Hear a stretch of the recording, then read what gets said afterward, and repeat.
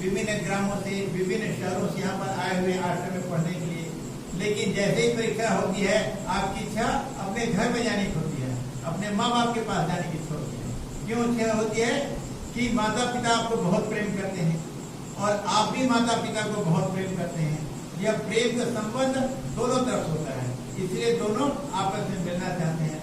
ऐसे ही हमारा वास्तविक घर क्या है? परमात्मा का ही घर है। वहीं से हम यहाँ आए हुए हैं और वहीं जब जाएंगे तो हमको पूरा शांति मिलेगी। तो वहाँ हम जाएंगे कैसे? पैदल जाएंगे, दौड़ते जाएंगे, या मोटर से, हवाई जहाज से जाएंगे? तो परमात्मा जो है सर्वत्र है। तो जहाँ ज्यादा नजदीक है वहां पर जाना उचित है। दूर में जाने के लिए एनर्जी लगाने की क्या जरूरत? और जब परमात्मा इतने नजदीक है कि हमारे हृदय के भीतर ही है, तो उनको जाने के लिए भौतिक रूप से किसी संसाधन की जरूरत नहीं है। मन को एकाग्र करके हम अपने भीतर ही जाए। आप जहाँ हैं वहीं स्थिर हो जाइए और मन को, अपने हृदय को संचालित कीजिए, तो परमात्मा वहीं पर आपको मिल जाएंगे। उनको ढूंढने के लिए बाहर जाने की जरूरत नहीं। तो इसको परमात्मा की ओर जाने के लिए बाबा ने 3 रास्ते बताए हैं, 3 स्टेप बताए हैं। एक तो भजन करो, फिर उसके बाद कीर्तन और उसके बाद ध्यान। ध्यान में तदस्थिति हो जाता है, व्यक्ति जो है ईश्वर में पहुंच जाता है, ईश्वर में मिल जाते हैं ध्यान क्रिया से। लेकिन उसके पहले भजन और कीर्तन का महत्व है। और भजन और कीर्तन करने के भी पहले हमें क्या करना है? हमें स्नान करना चाहिए, या हमें हाथ बात करना चाहिए, व्यापक रहो। क्यों? क्योंकि हमारी जो ज्ञानेंद्रियां हैं और कर्मेंद्रियां हैं हमेशा कार्य करते रहते हैं। आँख हमेशा देख रहा है, कान हमेशा सुन रहा है, नाक से हम श्वासोच्छ्वास कर रहे हैं, हाथ पैर से हम कार्य कर रहे हैं। तो हमारी जो ज्ञानेंद्रिया कर्मेंद्रियां हमेशा जो कार्य करती हैं, इससे हमारा शरीर गर्म हो जाता है। और जब शरीर गर्म हो जाता है तो मन अशांत हो जाता है, और अशांत मन से ठीक से भजन कीर्तन नहीं किया जा सकता। इसलिए सबसे पहले संपूर्ण स्नान करना चाहिए। 24 घंटे में कम से कम एक बार तो संपूर्ण स्नान करना ही है। और हो सके तो गर्मी दिनों में शरीर के आवश्यकता के अनुसार 2 बार स्नान कर लो, तो उससे शरीर शांत हो जाता है। और मान लो हम संपूर्ण स्नान नहीं कर पा रहे हैं, तो कम से कम व्यापक शौच कर लें, हाथ बात कर लें। तो अपने ज्ञानेंद्रियों को और कर्मेंद्रियों को हमने जल से उपयोग करके इसको ठंडा कर लें, तो मन हमारा शांत हो जाता है। तो मन शांत होने से भी मन इधर उधर दौड़ते रहता है। तो क्या करना है कि मन शांत होकर बैठ जाइए और कुछ भगवान का, परमात्मा का कुछ भजन गाइए। भजन क्या है? परमात्मा के तो अनेक गुण हैं, उनके गुणों का बखान करना है, उनके गुणों को याद करना है, उनके गुणों को बोलना है भजन के माध्यम से। तो इससे क्या है कि मन हमारा दशो दिशा में जो घूम रहा है वो एकाग्र होने लग जाता है। वैसे तो भगवान के अनंत गुण हैं और इन गुणों का हम भजन से बखान करना चाहते हैं। तो अनंत गुण का कोई बखान कर सकता है क्या? उसको सीमित का भी बखान करना बहुत मुश्किल है, बखान किया ही नहीं जा सकता। क्योंकि परमात्मा क्या है? अचिंत्य, उनका चिंतन नहीं किया जा सकता है। वह अव्यक्त, उनको व्यक्त नहीं किया जा सकता। लेकिन जो हम भजन गाते हैं तो उनके प्रति हमारा प्रेम को बताता है। तो हमारा भजन कीर्तन पहुंचे या न पहुंचे, उनके प्रति हमारा जो प्रेम है ये प्रेम पहुंचता है। और भगवान प्रेम के भूखे हैं, उनको प्रेम चाहिए और किसी प्रकार के दुनियावी या मानसिक चीज नहीं, एकमात्र प्रेम ही परमात्मा को पहुंचा देता है। तो हम जब भजन करते हैं ये हमारा परमात्मा के प्रति प्रेम को बताता है। तो कुछ देर हम भजन गा लें, 2-3 भजन, बाबा ने 5018 भजन दिए हैं, तो उसमें कुछ भजन गा लिया जाए, तो उससे क्या है कि हमारा मन एकाग्र होने लग जाता है। और भजन क्या है? अनेक भावों का समाहार है। एक ही भाव, हे भगवान तुम दयावान हो, तुम कृपालु हो, तुम क्षमावान हो, तुम लोगों को मुसीबत में हेल्प करते हो, दीन दयाल के तुम ख्याल करते हो। कई बार तुमने लोगों की रक्षाएं की है, मेरी भी इसी से रक्षा करो, मेरे भी दुख का निवारण करो। ऐसे अनेक भाव भजन में होते हैं। तो अनेक भावों का जो समाहार है वो है भजन। और जब मन आपका एकाग्र होने लगे भजन में, तो उसके बाद खड़े होकर के हाथ उठा करके कीर्तन करना चाहिए। तो कीर्तन क्या है कि भजन अनेक भावों का समाहार है और कीर्तन एक ही भाव को लगातार रिपीट करना। जैसे कि हम लोग बाबा नाम केवलम कीर्तन करते हैं कि हे बाबा, हे परम पिता, तुम ही सार हो, तुम ही मेरे जीवन के चरम लक्ष्य हो, तुम ही मेरे सब कुछ हो। यह एक आत्मसमर्पण का मंत्र है। यह एक शरणागति का मंत्र है। यह अपने अहंकार को परमात्मा को दे देने का मंत्र है, क्योंकि भगवान से हमारी दूरी क्या है? यह अहंकार। जिस समय हम अपने अहंकार परमात्मा को दे देते हैं, परमात्मा प्रकट हो जाते हैं। और मनुष्य सब कुछ तो परमात्मा को देना चाहता है, लेकिन अहंकार को बचा लेता है। और एक भी अहंकार अगर बच गया तो परमात्मा से हमारी दूरी हो जाती है। जैसे कि कहा जाता है कि शरीर में एक भी रोग रह गया तो रोग विकराल रूप धारण कर सकते हैं, मनुष्य की मृत्यु हो सकती है। अगर नाव में एक छोटा सा भी छेद हो गया तो छोटा छेद से ही पानी भर जाएगा नाव में, नाव डूब जाएगा। तो एक भी विकार है वो मनुष्य को डुबा सकता है, एक भी विकार नहीं रहना चाहिए। ऐसे ही अहंकार हमारे मन का एक बहुत बड़ा विकार है परमात्मा प्राप्ति के रास्ते में। इस विकार को, इस अहम भाव को हमें त्याग दे, परमात्मा को समर्पित कर दो। तो जब परमात्मा को जब समर्पण हो गया तो परमात्मा सब हमारा केयर कर लेते हैं, अपने स्वयं उठा लेंगे। तो कीर्तन क्या है कि एक ही भाव को लगातार बोलो, बाबा नाम केवलम, बाबा नाम केवलम, हे बाबा तुम ही मेरे सब कुछ, तुम ही मेरे जीवन के सार हो। तो इसको क्या है, खड़े होकर के दोनों हाथ को ऊपर उठा कर करना चाहिए। दोनों हाथ को ऊपर उठाना मतलब यह आत्मसमर्पण का भाव है, मैं अपने आप को तुम्हें समर्पित करता हूँ। लेकिन ज्यादा समय तक हाथ ऊपर उठाओ तो हाथ दर्द करने लगता है, तो उस समय हाथ को छाती के सामने ला करके हाथ जोड़ करके कीर्तन करना चाहिए। और हाथ का दर्द जब समाप्त हो गया तो फिर हाथ उठा लेना चाहिए, लेकिन छाती के नीचे हाथ को नहीं ले जाना चाहिए। या तो छाती के सामने रखो या छाती के ऊपर उठा कर रखो। तो जब एक ही भाव का लगातार जब रिपीटेशन होगा तो मन परमात्मा में एकाग्र हो गए, परमात्मा ही मेरे सब कुछ है।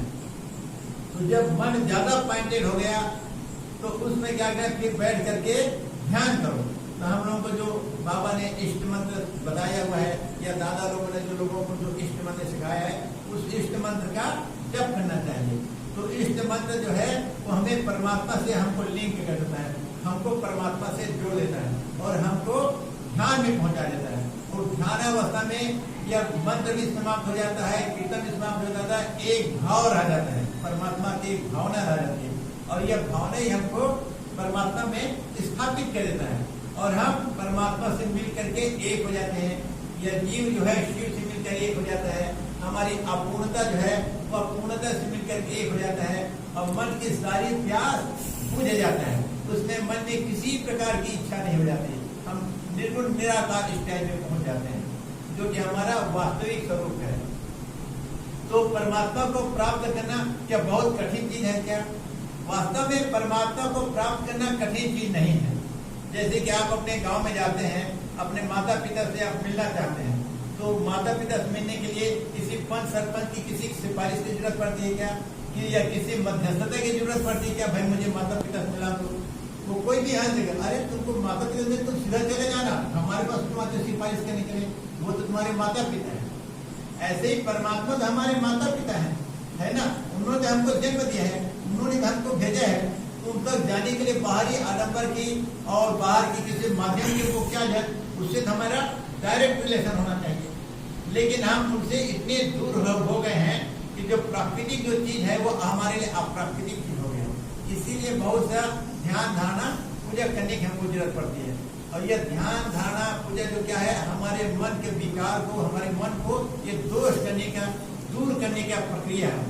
जैसे कपड़ा गंदा हो जाता है तो क्या है कि साबुन पानी उसको दे दो तो पूरा गंदगी निकल जाता है, तो कपड़ा जो ओरिजिनल कलर है वो प्रकट हो जाता है, जो सफेद है, हरे है, जो भी कलर ना वास्तविक। लेकिन जब मैल है तो कपड़ा दूसरे रंग का दिखने लग जाता है, मैल के यहाँ तो मैल को निकाल दो तो कपड़ा का ओरिजिनल कलर। ऐसे मन का हमारा विकार है उसको निकाल दो तो ओरिजिनल परमात्मा जो है पवित्र मन में दृष्टिगोचर होने लग जाते हैं। इसलिए परमात्मा को जाना एक स्वाभाविक क्रिया है और यह कोई कठिन कार्य नहीं है ना। परमात्मा ने हमें जैसे जीने के लिए बहुत सारी सुविधाएं दी है और वो सुविधाएं का वो कोई चार्ज भी नहीं करते हैं। जैसे हमको जीने के लिए सबसे आवश्यक चीज क्या है, जिसके बगैर हम जी ही नहीं सकते। सबसे जीने का आवश्यक है श्वास लेना, है ना? अगर हम श्वास नहीं ले तो हम जी ही नहीं सकते। तो श्वास लेने के लिए हमें कोई पैसा देना पड़ता है क्या? परमात्मा ने श्वास देना फ्री किया है ना। अभी अब कोई आदमी जब बीमार पड़ जाता है, अस्पताल जाते हैं तो वेंटिलेटर लगाते हैं, तो वेंटिलेटर के इतना कॉस्टली वो मशीन होता है, हजारों लाखों रुपए का। और वेंटिलेटर किसी को ऑक्सीजन जब दिया जाता है तो इतना पैसा चार्ज किया जाता है। है कि नहीं है? जब बीमार पड़ोगे वेंटिलेटर का तो उसको चार्ज बनाना पड़ेगा, तो थोड़ी देर के वेंटिलेटर के लिए इतना चार्ज बनाना पड़ेगा। और परमात्मा जन्म से लेकर के अभी तक कितना हवा दे रहे हैं, कोई चार्ज लेते हैं क्या परमात्मा? उनका कितना बड़ा प्रेम है कि फ्री में हम हवा दे रहे हैं और हॉस्पिटल जाकर कितना चार्ज कर रहे हैं। तो जो ज्यादा आवश्यक चीज है परमात्मा ने फ्री किया हुआ है। हवा आवश्यक है, फ्री है। पानी आवश्यक है, उसके परमात्मा ने पानी को फ्री किया है, पानी मिल जाता है। लेकिन हवा जैसे हर जगह सुलभ है, कहीं कहीं पानी नहीं ढो सकता है, तो उसको पैसा देकर लेना पड़ता है, फिर भी पानी हमको मिल ही जाता है ना। और उसके बाद तीसरा आवश्यक क्या है? भोजन है। तो हवा सबसे ज्यादा ये मिलना हमको फ्री, उसके बाद पानी, लेकिन भोजन भी हमको मिल जाता है ज्यादा सामान है। तो लेकिन हमको हीरे की जरूरत है क्या? क्या हमको सोना चांदी की जरूरत है क्या? इसकी जरूरत नहीं ना। तो इसी चीज का कीमत ज्यादा सामान, जिसकी हमको ज्यादा जरूरत है वो हमको फ्री है, कम कास्ट में मिल रहा है, और जिसकी आवश्यकता नहीं है वो सब महंगा होता है। तो हम नेचुरल क्यों हैं? परमात्मा को जाए। ऐसे ही परमात्मा को पाने के लिए हमको सोना चांदी देने की जरूरत नहीं, जमीन जायदाद देने की नहीं है, समझे ना। कोई मटेरियल चीज देने की जरूरत नहीं है। तो क्या देने की जरूरत है? उनको आपका प्रेम चाहिए, उनको आपका भक्ति चाहिए। और प्रेम का कोई कास्ट होता है क्या? प्रेम का कोई भक्ति करने को कोई कीमत देना पड़ता है क्या? कुछ नहीं। उसको गरीब से गरीब आदमी दे सकते हैं, जानवर भी देते हैं अपने बच्चों को। जानवर देखते हो ना, अपने बच्चों को कैसे उपचार करते हैं, चाटते हैं, उसको भोजन का इंतजाम करते हैं। चिड़िया अपने बच्चों को कैसे खिलाती है, गाय वगैरह अपने बच्चों को कैसे खिलाते हैं। ये क्या है कि प्रेम, उसमें कोई पैसा नहीं लगता। तो परमात्मा को देने के लिए ऐसा चीज है जिसका हमको कोई पैसा नहीं लगता, वो है प्रेम। तो इस प्रेम को ही परमात्मा को दिया जाए और उसी के पक्ष में आते हैं। अन्यथा धन संपत्ति देने से परमात्मा खुश होते, तो दुनिया में तो किधर भी करोड़पति अरबपति लोग हैं, बड़े बड़े फैक्ट्री के मालिक है, मंत्री डॉक्टर कितने ही लोग हैं, ये लोग तो भगवान को खरीद सकते थे। लेकिन ऐसी बात नहीं, परमात्मा को पाना है तो धन संपत्ति को छोड़ना पड़ेगा, प्रेम ही उनको देना पड़ेगा, प्रेम से ही वो पक्ष में आते हैं। इसलिए भगवान के एक नाम क्या है? दीन दयाल। जो दीन है, गरीब है, उन्हीं के परमात्मा है, और धनी के नहीं हो सकते। क्यों नहीं? क्यों लोग धन इसलिए बटोरते हैं कि इससे मुझे सुख मिलेगा, है ना, सुख को चाहते हैं इसलिए। तो परमात्मा बस तुमको धन से सुख देखते हो जी, तो ठीक है, तुम धन को ही तुम्हारे पास रखो, उसी तुमको मिल जाएगा। लेकिन गरीब क्या है? भगवान मुझे तो तुम चाहिए, तो धन संपत्ति को इच्छा नहीं करते, परमात्मा को इच्छा करता है, इसलिए परमात्मा मिलते हैं। इसलिए परमात्मा का नाम है दरिद्र नारायण, दीन बंधु, दीनानाथ, अर्थात जो गरीब है उसी की है। और जब आपने अहंकार ही परमात्मा को दे दिया तो आपका कुछ नहीं रह गया। जितना भी दुनियावी चीज है सब अहंकार से रिलेटेड है, अहम भाव ही परमात्मा को दे दिया तो क्या रह गया? पूरे गरीब कुछ नहीं रह गया। तो जब कुछ नहीं रह गए तो तभी परमात्मा मिलते हैं कि परमात्मा को अपना मान लो, सब कुछ उन्हीं में समर्पित कर दो। जीसस क्राइस्ट ने बहुत अच्छा बोला एक जगह कि ऊंट एक बार सुई के छेद से पार कर सकता है, मगर ऊंट जो है ये संभव है कि एक बार सुई के छेद को पार कर जाए, लेकिन धनी आदमी कभी स्वर्ग के राज्य में प्रवेश नहीं करता। समझ गए ना? खैर ऊंट सुई के छेद से क्या पार करने के साथ ये संभव हो भी जाएगा, लेकिन तुम धनी बन करके परमात्मा के राज्य में जाना चाहो तो नहीं जा सकते, क्योंकि जहाँ धन आता है वहाँ घमंड आ जाता है, वहाँ अहंकार आ जाता है, और अहंकार आया तो परमात्मा नहीं। इसीलिए जो खाली हाथ है, प्रेम वाले हृदय है, वही परमात्मा के पास पहुंच जाता है। उनको जाने के लिए प्रेम चाहिए। और जो हम जो साधना करते हैं, भजन कीर्तन, जो ध्यान करते हैं और सामाजिक सेवा के जो कार्य करते हैं, ये अपनी प्रेम ईश्वर को बढ़ाने के लिए करते हैं, क्योंकि वो सिर्फ प्रेम से ही मिलते हैं वो। और प्रेम होगा तो भगवान खुद ही अपना रूप हमको दिखा देंगे। सुदामा जब चले कृष्ण भगवान से मिलने के लिए, कृष्ण भगवान से जब मिलने के लिए गए तो कृष्ण भगवान तो दूर में रहते थे, जाते जाते रात में थक गए तो रात में जगह सो गए, है ना, फिर जाएंगे। तो कृष्ण भगवान बोले यदि मुझको इतना चाहता है, मुझसे प्रेम करता, मुझसे मिलने के लिए इतने दूर से आ रहा है, तो मैं इसे ही अपने द्वार का प्रेम ला दूंगा। तो किसी गांव में सुदामा रात्रि में सो गए, तो सवेरे सुदामा उठ करके देखते तो द्वारकापुरी पहुंच गए।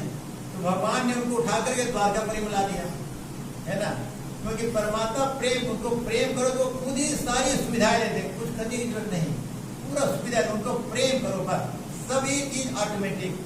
और बोलोगे सोचोगे कि नहीं मुझे पैसे से हर सब चीज चाहिए, तो भगवान बोलती कि पैसे ही रख मेरा कृपा नहीं हो सकता। तो परमात्मा को देने के लिए प्रेम है। तो जो हम साधना करते हैं, भजन कीर्तन जो ध्यान कर रहे हैं, हम परमात्मा के प्रति अपने प्रेम को प्रकट कर रहे हैं और यही प्रेम ही हमको परमात्मा में स्थापित कर देगा और यही मनुष्य जीवन का लक्ष्य है। इसीलिए हम मानव लोग इस धरती पर हैं, ताकि हम परमात्मा के साक्षात्कार करके परमात्मा के साथ एक हो जाएं और हमारा जीवन का जो चरम उद्देश्य है उसको हम लोग प्राप्त करें।